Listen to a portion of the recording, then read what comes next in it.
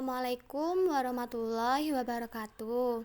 Perkenalkan, nama saya Takti Nurbanatul Arsy, ingin menjelaskan mengenai senyap dan hesitasi. Yang pertama, saya jelaskan mengenai senyapan. Kesalahan berbicara maupun kecepatan artikulasi dalam mewujudkan ujaran dipengaruhi antara lain oleh proses senyap atau kesenyapan.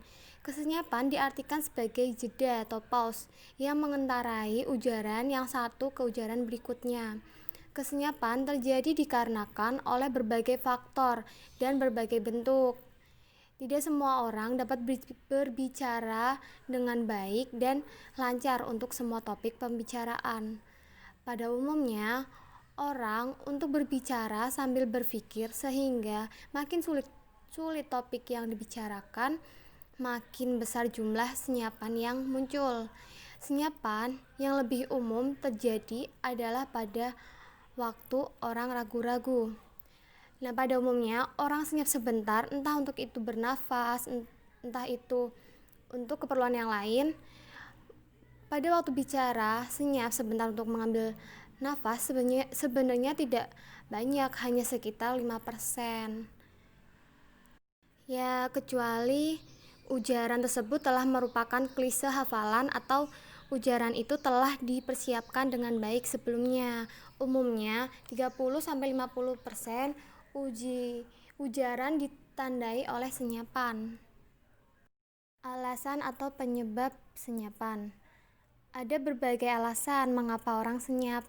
Pertama, orang senyap karena dia telah terlanjur mulai dengan ujarannya, tetapi sebenarnya dia belum siap untuk seluruh kalimat itu.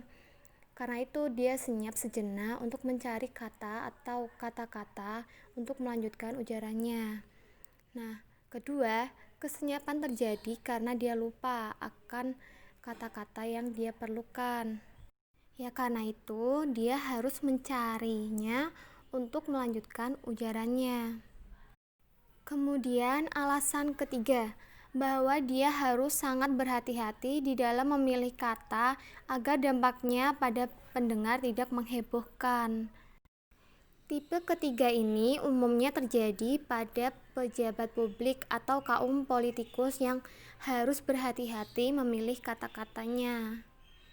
Adapun penyebab mengapa orang senyap, yaitu pembicara berada dalam kondisi psikis tertentu seperti takut, gugup, terlalu berhati-hati, dan kehilangan konsentrasi. Nah, pembicara mengalami keraguan-raguan sehingga mengisi kesenyapan dengan kata, frasa, atau kalimat tertentu. Macam senyapan. Ada dua macam kesenyapan berdasarkan ketidaksiapan maupun keberhati-hatian di dalam berujar sebagai berikut. Yang pertama, senyapan diam. Yang kedua, senyapan terisi. Nah, yang senyapan diam, pada senyapan diam, pembicara berhenti sejenak dan diam saja, dan setelah menemukan kata-kata yang dicari, dia melanjutkan kalimatnya. Contoh, itu si dalam kurun kemarin kesini. Setelah dia mengucapkan kata si, dia lupa sejenak nama orang yang datang kemarin itu. Karena itulah dia senyap sebentar untuk meretrieve nama orang itu. Bila dia berhasil, maka dilanjutkanlah kalimat itu menjadi senyapan terisi. Contoh, itu si Agus kemarin datang ke sini. Proses untuk meretrieve kata itu tidak cepat sehingga diisilah senyapan itu dengan sesuatu. Pada bahasa kita, kata seperti anu, apa itu, siapa itu sering dipakai sebagai pengisi. Contoh lainnya, itu si anu kemarin datang ke sini. Itu siapa itu kemarin datang ke sini. Nah, orang juga sering mengisi senyapan ini dengan bunyi-bunyi tertentu seperti dan yang hanya sekedar merupakan pengisi belaka. Seorang yang memiliki kedudukan atau kejabatan yang tinggi di pemerintah banyak sekali memakai pengisi atau di dalam ujaran dengan alasan karena keberhati-hatian dia untuk tidak menimbulkan dampak yang keliru atau menggegerkan. Contoh A. Menurut Bapak Presiden, soal ini harus dijadikan dasar.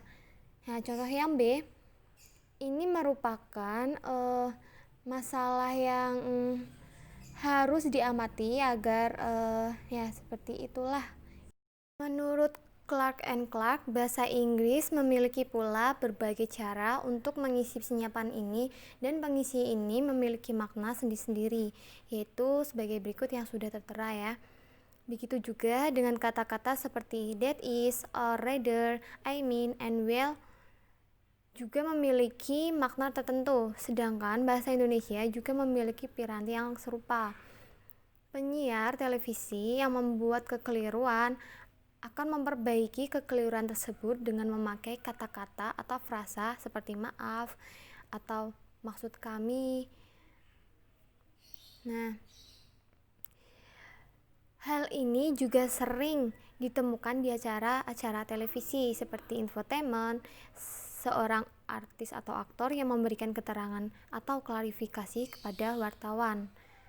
Contoh, Menteri Dalam Negeri maksud kami luar negeri menyatakan bahwa, nah contoh yang kedua, peledakan bom di kota, di Kuta, nah ini memberi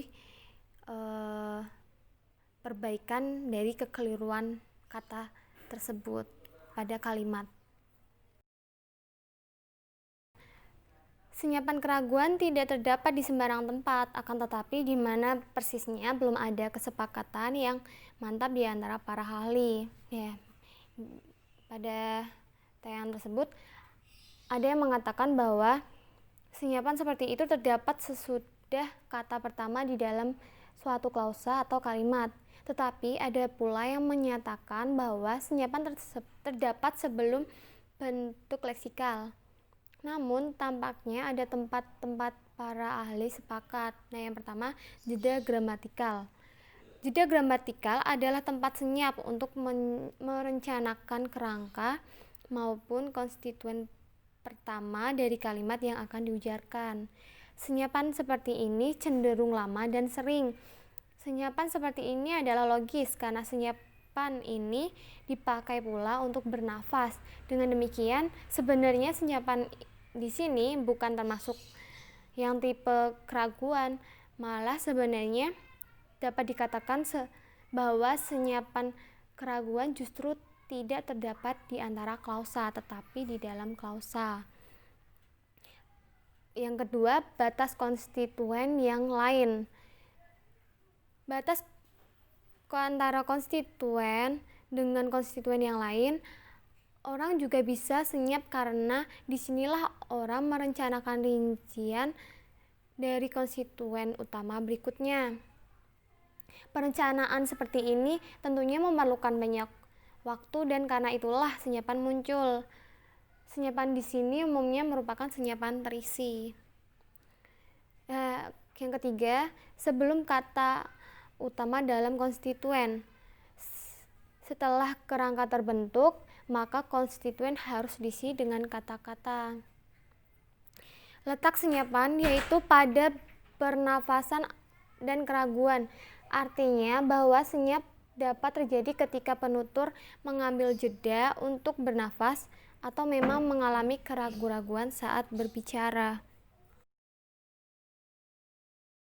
Selanjutnya masuk ke penjelasan kedua, yaitu hesitasi atau keraguan-raguan. Hesitasi adalah keraguan-raguan atau kondisi bimbang yang terjadi pada saat berbicara.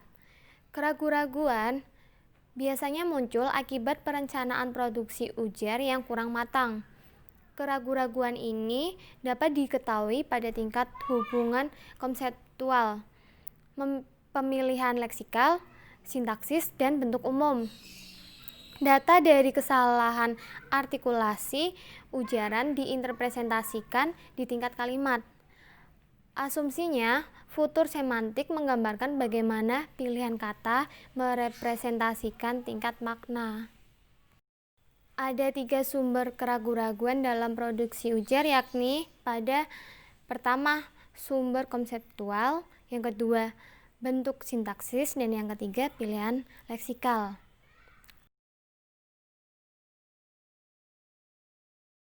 Adapun jenis-jenis keraguan ada 3, yakni hesitasi karena overload.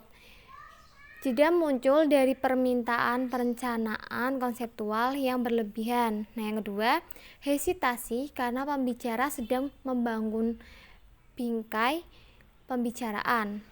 Yang ketiga, hesitasi yang terjadi karena pembicara sedang mengisi bingkai seperti mencari kata demi kata, serta hasil jeda yang cenderung berkumpul di titik-titik praleksikal. Nah, sekian yang dapat saya jelaskan mengenai senyapaan dan hesitasi. Bila ada kurang lebihnya mohon maaf. Wassalamualaikum warahmatullahi wabarakatuh.